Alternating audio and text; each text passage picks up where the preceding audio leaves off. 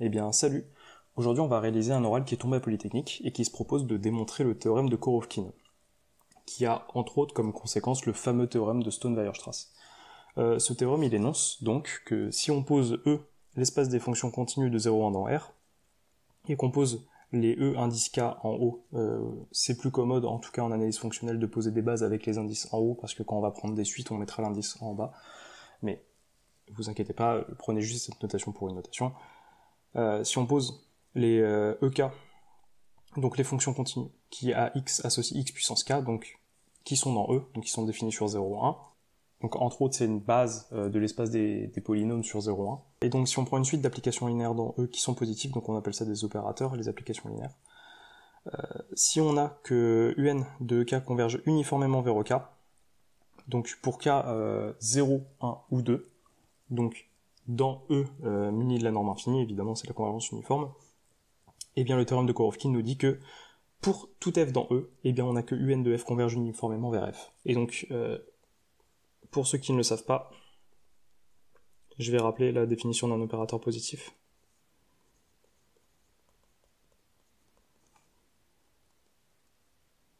Donc soit U dans L2, donc c'est une application linéaire, on appelle ça un opérateur.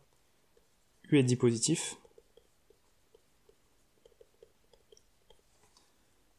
Si, donc c'est un si et seulement si, mais c'est une définition. Pour tout f dans E, tel que f est positif ou nul, U de f est positif ou nul. Cette notation, vous la retrouverez pas mal de fois, par exemple pour des matrices, etc. Quand on dit que f est positif ou nul, c'est la même chose que f de x est positif ou nul. Donc U de f de x est positif ou nul pour tout x dans 0,1. Donc ici 0,1 parce qu'on a pris les fonctions continues de 0,1 dans R. Entre autres, comme je l'ai dit au début, ce théorème, il implique directement le théorème de Stone-Weierstrass. Donc le théorème de Stone-Weierstrass, c'est dit que les fonctions continues d'un compact sont limites uniformes de polynômes.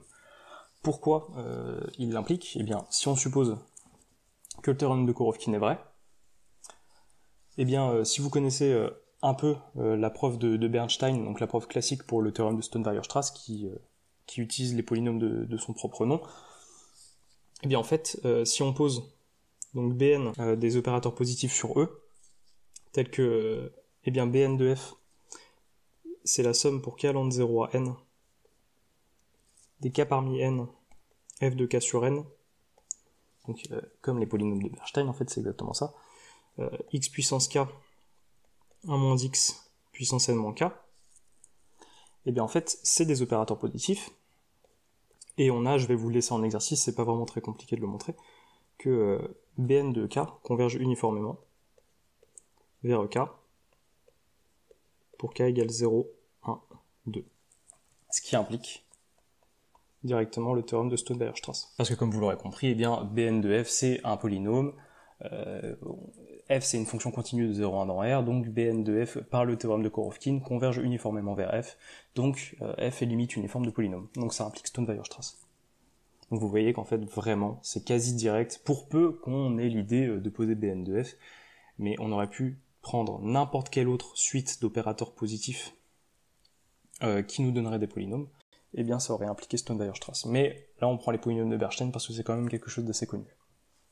Donc je vous laisse, comme à mon habitude, réaliser cet exercice. Essayez vraiment de vous forcer à faire l'exercice. C'est vraiment ça qui est le plus fondamental dans l'apprentissage, c'est de s'efforcer à faire des exercices, et si on n'arrive pas, c'est normal, on n'arrivera jamais à faire tous les exercices. On n'a pas la même logique entre nous, des choses peuvent être évidentes pour certains et pas pour d'autres. Donc vraiment, efforcez-vous à vous entraîner là-dessus. Donc tout d'abord, le sujet, évidemment, il va pas nous dire démontrer le théorème de Korovkin, parce que quand même, si le théorème de Korovkin, il implique Stone-Weierstrass, c'est que quand même, on n'arrivera pas à le faire directement, à part si on a une intuition de dingue. Mais vous allez voir qu'en fait, c'est assez simple. Parce que le sujet, il se propose de nous guider à travers deux questions préliminaires. Hop.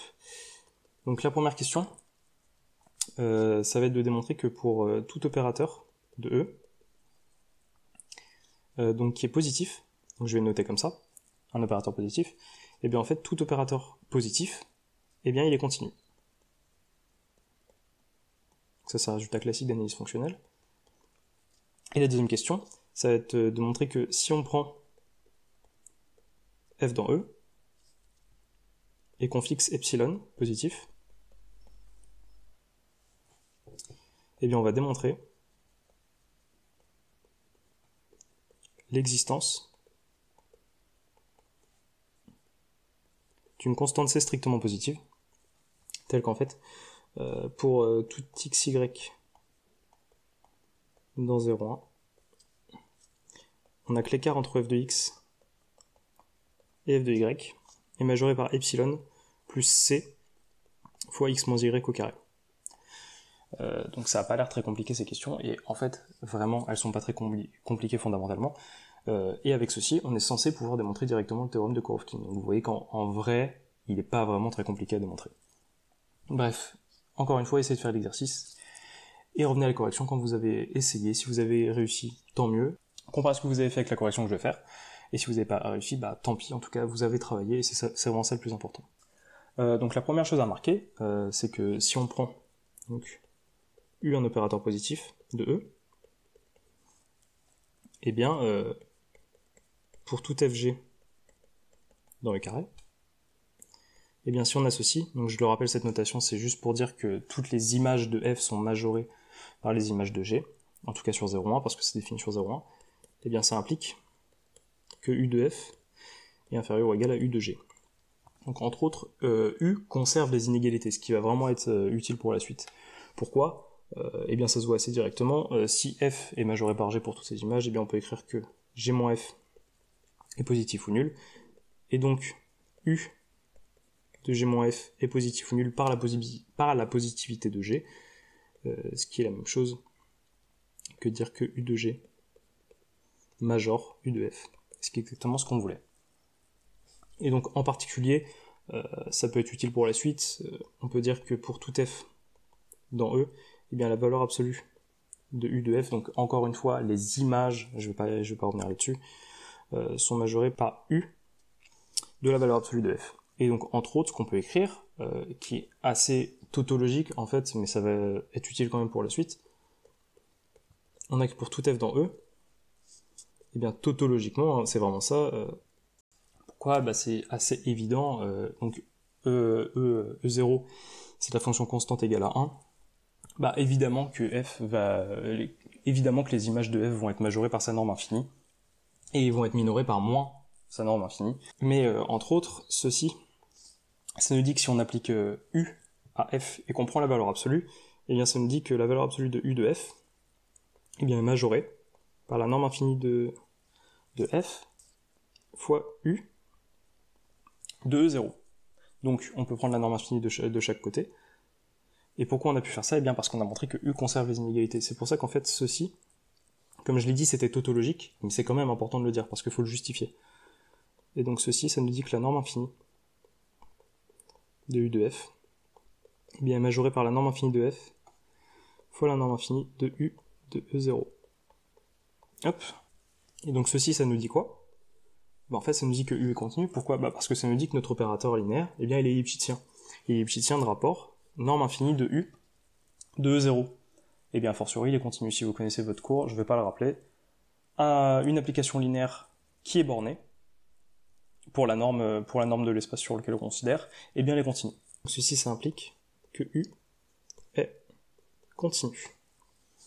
Donc, on a démontré la première question. Ensuite, pour la deuxième.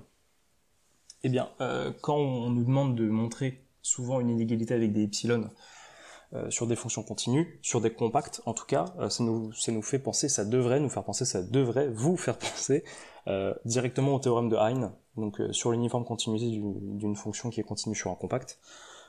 C'est un théorème fondamental qui sert vraiment souvent en exercice. Eh bien, soit f dans E est epsilon strictement positif fixé, alors, eh bien on a que f est uniformément continu sur 0,1 par le théorème de Hein. Et donc, on va poser. Donc je pense que c'est une notation que vous voyez ou vous verrez. On va poser oméga indice f le module de continuité uniforme de f pour epsilon. Et donc, c'est assez facile de le voir. On a deux cas. On va distinguer deux cas. Donc, si x moins y, donc ici x et y sont dans 0, 1, je vais pas le rappeler. Si x moins y est inférieur ou égal à oméga f, et bien par définition du module de continuité uniforme, ça nous dit que l'écart entre f de x et f de y va être majoré par epsilon. Et donc, le deuxième cas, c'est si x moins y est strictement supérieur à oméga f, alors ça implique directement, si on prend les carrés entre autres, que x moins y au carré divisé par le module de continuité de f au carré est strictement supérieur à 1. Si on peut directement écrire que donc l'écart entre f de x et f de y, et on peut majorer grossièrement par 2 fois la norme infinie de f par l'inégalité triangulaire, sauf qu'on a montré que 1 est majoré par ceci. Donc a fortiori, ça c'est strictement inférieur à 2 fois la norme infinie de f divisé par oméga f au carré fois x moins y au carré. Et donc, on a que dans un cas, l'écart est majoré par epsilon, dans un cas, il est majoré par cette constante, donc, a fortiori, dans tous les cas, il va être majoré par la somme des deux choses par laquelle elle est majorée dans les deux cas. Donc, ça implique que pour tout x, y dans 0, 1, eh bien, on n'a que l'écart entre f de x et f de y, eh bien, il est majoré par epsilon plus 2 fois la norme infinie de f divisé par oméga f au carré fois x moins y au carré. Et voilà, on a déjà démontré la deuxième question. Donc, on va poser ceci comme note C. On voulait de base juste l'existence, mais ici, on a carrément l'écriture de note C. Et donc maintenant, hop, on peut techniquement, comme l'exercice nous propose, démontrer le théorème de Korovkin. Et en fait, je pense que si vous avez une petite intuition, là, elle n'est pas très compliquée à avoir. Vous voyez que ça va être quand même assez simple. Faut juste vraiment pas se tromper. Faut être assez précis dans ce qu'on fait. Mais là, on a vraiment tous les outils en main pour le démontrer. Et donc, on va se servir directement de notre point 2. Donc, soit f quelconque dans E. On prend notre C positif par la question 2. Même si le positif, comme dans la définition. On va fixer x dans 0, 1. Donc, on va faire varier y.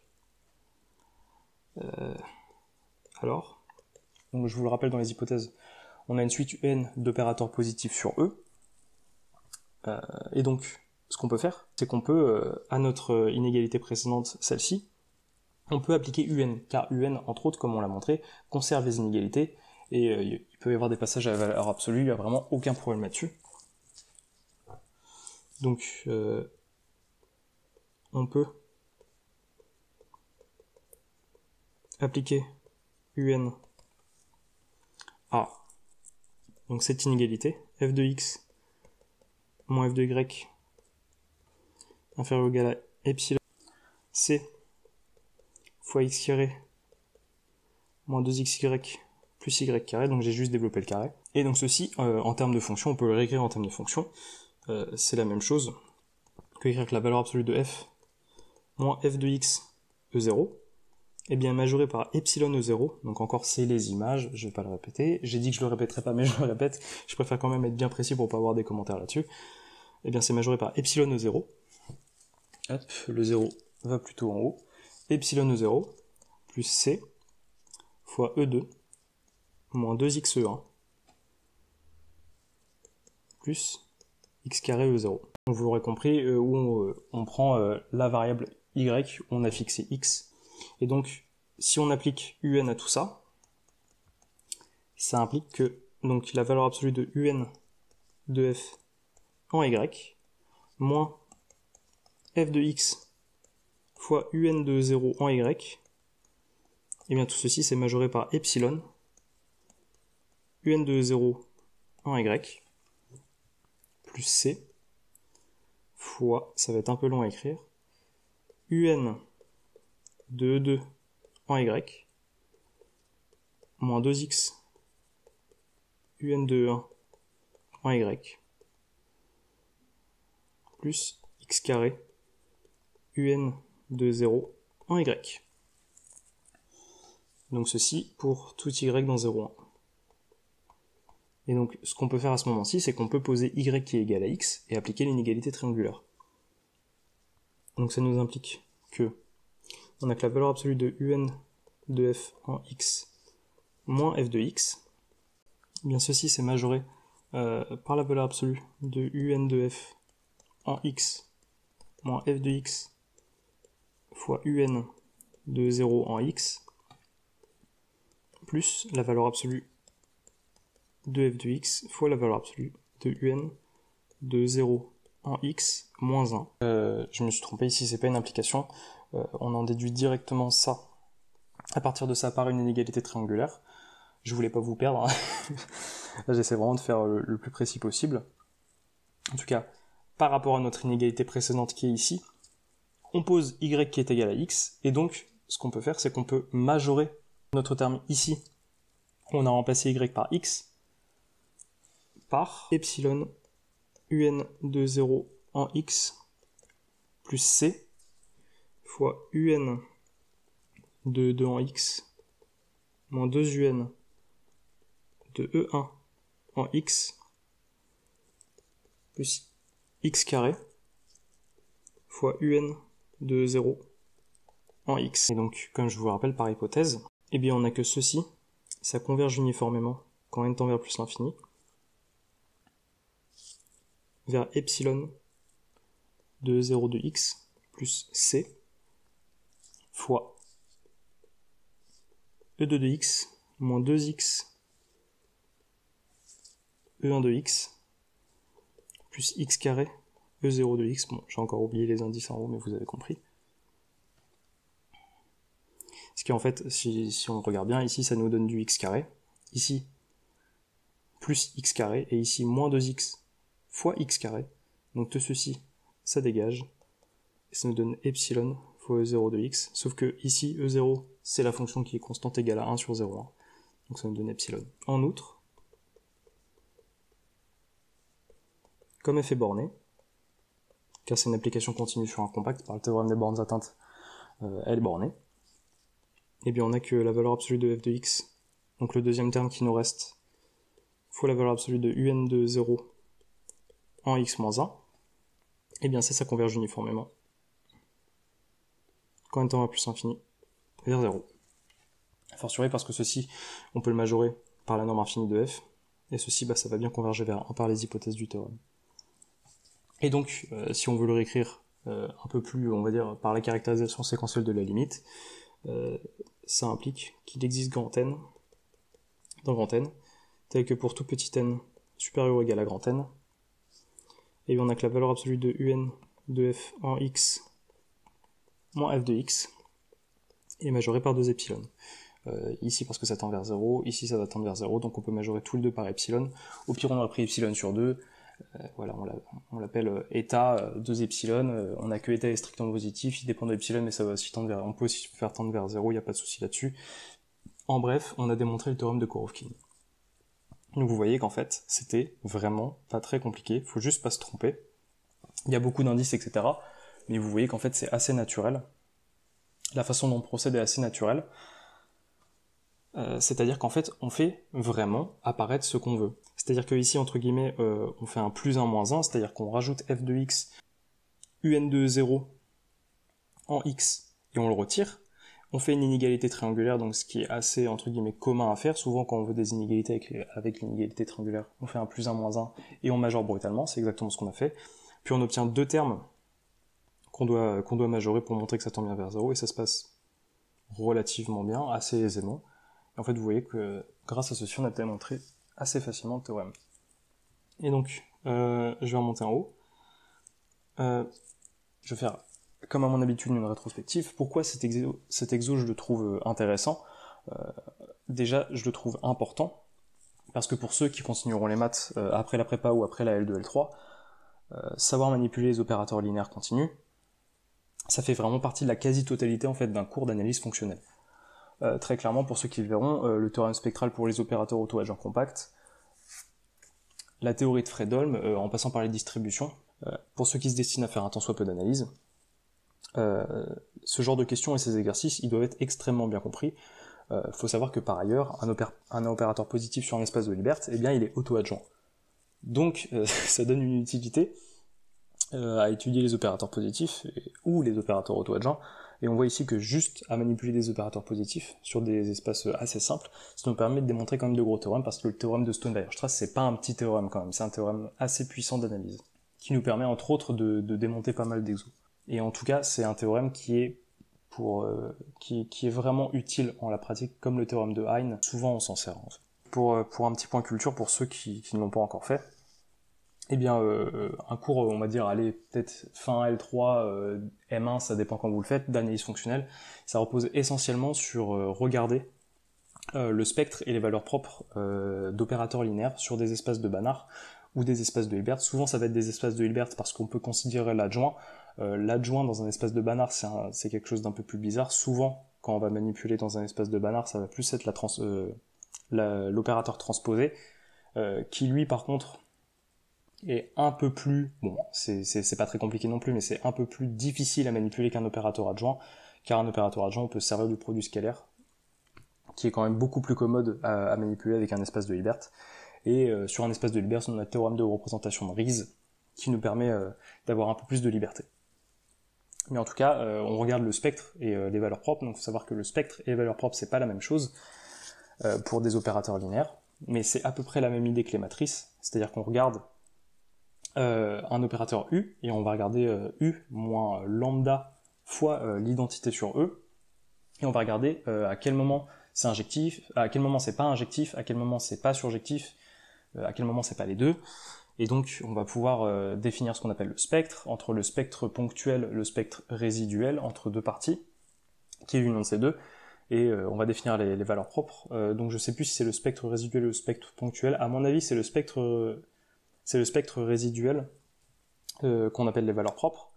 Donc en fait, on peut montrer, en tout cas pour un opérateur auto-adjoint compact, que ce spectre a de très bonnes propriétés, c'est-à-dire que, entre autres, c'est une suite qui va tendre vers 0, déjà. Mais à part ça, il y a aussi plein d'autres propriétés.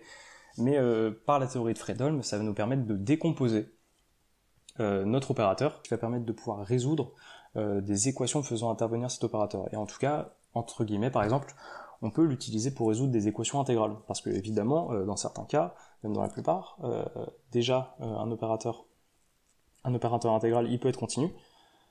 Et donc, a fortiori, certains opérateurs intégraux sont des opérateurs auto-adjoints compacts. Et donc, on peut utiliser ce qu'on appelle la théorie de Fredholm. Vous pouvez la chercher sur Wikipédia si vous voulez. Donc ça permet en fait, dans certains cas, de pouvoir résoudre des équations intégrales. Donc c'est vraiment quelque chose qui est très utile dans la pratique, et c'est, en tout cas ça a été pour moi la majeure partie de mon cours d'analyse fonctionnelle. Même si, je le regrette un peu, ça s'est arrêté juste au début de la théorie de Fredholm, donc on n'a pas pu aller voir vraiment ce qui se passait, mais en tout cas, pour la culture, je pense que pour ceux qui voudraient continuer à faire de l'analyse, bon, pour ceux qui voudraient continuer à faire de l'algèbre, je pense que c'est pas très utile, ces questions, mais pour la culture et pour ceux qui veulent faire de l'analyse, c'est vraiment très très intéressant en tout cas. Donc voilà, j'espère que ce petit topo de fin vous aura aidé, en tout cas moi j'essaie de vous faire partager mon amour des maths en fait, à travers ceci, et de vous inciter à aller voir autre chose que vos cours, et aussi vous faire des petits teasings pour ceux qui continueraient les études. En tout cas, moi, selon moi, c'est utile. Moi, j'aurais aimé avoir ça, en tout cas, à l'époque où j'étais en L1, où j'étais au lycée, etc. Moi, j'aurais quand même aimé avoir des paroles comme ça, des informations comme ça, donc j'espère que ça pourra en aider certains. En tout cas, si la vidéo vous a plu, n'hésitez pas à mettre un like, à partager autour de vous, je pense que ça pourra en aider plus d'un.